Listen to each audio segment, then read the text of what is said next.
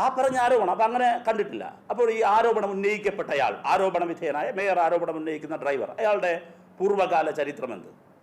അത് നിങ്ങൾ തേടിപ്പോകുന്നവരല്ലേ? അപ്പോൾ ആരുടെയൊക്കെ പൂർവ്വകാല ചരിത്രം നിങ്ങൾ തേടിപ്പോയത്? ആർഷോ ജനിച്ചപ്പോൾ മുതൽ നഴ്സറി സ്കൂളിൽ ആരെയും പിച്ചത് മുതലുള്ള ചരിത്രം എടുത്ത് പോയവരല്ലേ നിങ്ങൾ? എന്തേ ഈ ഡ്രൈവറുടെ മാത്രം പൂർവ്വചരിത്രം എടുത്ത് നിങ്ങൾ പോയില്ല? യാത്ര ചെയ്തില്ല? എന്തേ പോയില്ല? നാട്ടിലൊന്നും പോയി അന്വേഷിച്ചില്ല? ഒരു ചാനൽ ഞാൻ ഓർമ്മിക്കുകയാണ്, അതിപ്പോൾ ഇതിനൊക്കെ നേതൃത്വം കൊടുക്കുന്ന ചാനൽ തന്നെയാണ്. പണ്ട് ഈ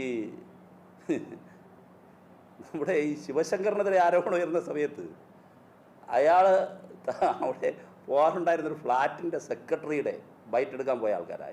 ഇയാൾ എങ്ങോട്ട് പോകുന്നു എന്നാണ്. എന്നാൽ ലൈവ് ടെലികാസ്റ്റ് ചെയ്ത ചാനലാണ്. ഇതെന്തേ പോയി നാട്ടിൽ ചോദിക്കാത്തേ? ഇന്നലെ മലയാള മനോരമ തന്നെ പ്രസിദ്ധീകരിച്ച വാർത്തയുണ്ട്. മനോരമ ഒരു വശത്തെ എഡിറ്റോറിയൽ എഴുതി, ഒരു വശത്ത് പ്രസിദ്ധീകരിച്ചു ഇയാൾക്കെതിരായ പൂർവ്വകാല കേസുകൾ. എന്തൊക്കെയാ കേസ്? ഞാൻ മനോരമയിൽ വായിച്ചറിഞ്ഞ ആളാണ്. എന്തൊക്കെയാ കേസ്? മനോരമ തന്നെ എഴുതിയിരിക്കുന്ന ഒന്നാമത്തെ കേസ് എന്താ കേസ്?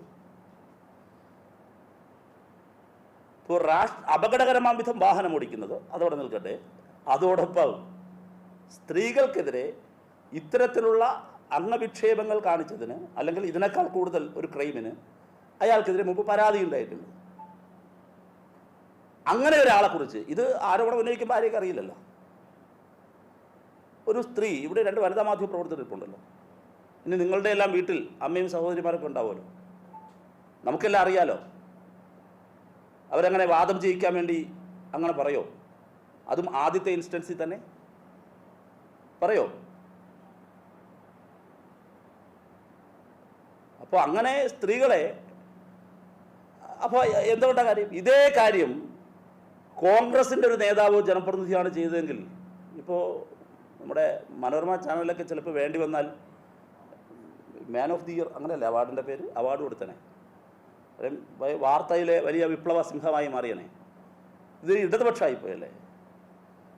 മേയർ ആര്യ അവർ തിരഞ്ഞെടുക്കപ്പെട്ട് ചെറിയ പ്രായത്തിൽ അപ്രതീക്ഷിതമായി മേയർ സ്ഥാനത്ത് വന്ന ദിവസം മുതൽ അവരെ പിന്തുടർന്ന് ആക്രമിക്കുകയാണ്. അതിന് കൃത്യമായൊരു ലക്ഷ്യമുണ്ട്. ആ ലക്ഷ്യം അങ്ങനെ ഒരാളെ ഒരു പൊളിറ്റിക്കൽ ബ്രാൻഡ് ഉയർന്നു വരേണ്ടതില്ല എന്ന ലക്ഷ്യമാണ്. അത് രാഷ്ട്രീയ ലക്ഷ്യമാണ്. അതൊക്കെ മനസ്സിലാക്കാനുള്ള നല്ല ശേഷി ഞങ്ങൾക്ക് ഇടതുപക്ഷത്തിനുണ്ട് എന്ന് മാത്രമേ പറയാനുള്ളൂ. ഈ സംഭവത്തിൽ ഇത് മാത്രമല്ല, മേയർ ആര്യ മാത്രമല്ല, സൈബർ ലിഞ്ചിങ്ങിൻ്റെ വിക്ടിംസായി മാറുന്ന എത്രയോ മനുഷ്യർ. അതിൽ മാധ്യമങ്ങളോട് എനിക്ക് വിനയപുരസ്സരം അഭ്യർത്ഥിക്കാനുള്ളത്, നിങ്ങൾ സെലക്റ്റീവ് ആകരുത്. നിങ്ങൾ അച്ചൂമ്മനെതിരെ സൈബർ ആക്രമണം നടന്ന സന്ദർഭത്തിൽ അതിനെ തള്ളിപ്പറയാൻ നല്ല ധീരത കാണിച്ചവരാണ് ഞങ്ങളൊക്കെ. അന്ന് അതിൽ ഒരാളെ, ഒരു സർക്കാർ ഉദ്യോഗസ്ഥരെയോ മറ്റോ ഏതൊരാളെ ഈ കണ്ടോൺമെൻറ്റ് പോലീസ് സ്റ്റേഷനകത്ത് കൊണ്ടുവന്നപ്പോൾ അതിൻ്റെ പിന്നാലെ ക്യാമറയുമായി ഓടിയവരാണ് നിങ്ങളിൽ കൂടുതൽ പേരും, അല്ലേ? ആ മുഖമൊന്ന് പുറത്ത് ലോകത്തെ കാണിക്കുക. ആ ജാഗ്രത, അത് സെലക്റ്റീവ് ആവരുത് കേട്ടോ. ആ ജാഗ്രത എല്ലാ കാര്യത്തിലും കാണിക്കാൻ നിങ്ങൾ മാന്യത കാണിക്കണം. അതുണ്ടാകുന്നില്ല.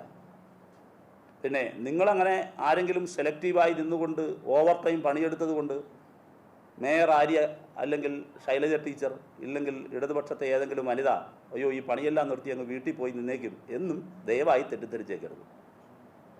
അപ്പോൾ ഇത് കേരളത്തിൽ വളരെ സംഘടിതമായി ചെല്ലും ചെലവും കൊടുത്ത് വളർത്തുന്ന ഒരു സൈബർ ഗുണ്ടാസംഘം ഉണ്ടായിരിക്കുന്നു. ആ സൈബർ ഗുണ്ടാസംഘം ഇപ്പോഴല്ല, ഏറെക്കാലമായി അതിൻ്റെ പ്രവർത്തന പാതയിലാണ്. അതിനെ തുറന്നു കാണിക്കാൻ നമുക്ക് കഴിയണം, ഒറ്റപ്പെടുത്താൻ കഴിയണം. അത്തരം പ്രവണതകൾ കേരളത്തിൻ്റെ രാഷ്ട്രീയ സംസ്കാരത്തിനും കേരളത്തിൻ്റെ പൊതു സംസ്കാരത്തിനും ചേർന്നതല്ല എന്ന് പറയാനുള്ള മാന്യതയും മര്യാദയും നമ്മൾ ഓരോരുത്തരും കാണിക്കണം. നമുക്കെല്ലാവർക്കും അതിൽ ബാധ്യതയുണ്ട്. അതിൽ DYFI ഇപ്പോൾ ആര്യയുടെ നിയമ നടപടികളുമായി മുമ്പോട്ട് പോകാൻ പറയുന്നുണ്ട്. ഈ സച്ചിൻ ദേവിൻ്റെ ഈ പറയുന്ന ഇന്നലെ ഞാൻ ആദ്യം പരാമർശിച്ച ഈ മാധ്യമ വിശാരദനായ മഹാനുഭാവൻ്റെ ഇടപെടലിനെ സംബന്ധിച്ച് ഉള്ള കാര്യത്തിൽ അതും നിയമ നടപടി സ്വീകരിക്കും. ശക്തമായി ഞങ്ങൾ നിയമപരമായാണ് പ്രതിരോധിക്കുന്നത്. എല്ലാ കാര്യത്തിലും, എല്ലാ ഘട്ടത്തിലും അങ്ങനെ ജനാധിപത്യപരമായും നിയമപരമായും ശക്തമായി ഇക്കാര്യങ്ങളിൽ ഞങ്ങൾ മുമ്പോട്ട് പോകും. അതിൽ നിങ്ങൾ കല്ലെറിയുന്ന ഈ വിക്ടിംസ്, ഞങ്ങളുടെ പ്രിയപ്പെട്ട സഖാക്കൾ, അവർ മാത്രം ഒറ്റയ്ക്കായി പോകും എന്ന് ആരും തെറ്റിദ്ധരിക്കേണ്ടതില്ല. സംഘടന DYFI ഒറ്റക്കെട്ടായി ഈ തെറ്റായ പ്രവണതയ്ക്കെതിരായ സമരത്തിൽ ഞങ്ങൾ ഉണ്ടാകും എന്നാണ് നിങ്ങളോട് പറയാനുള്ളത്. ഇത്രയും പറയാനാണ് നിങ്ങളോട് ഈ വാർത്താ സമ്മേളനം വിളിച്ചത്.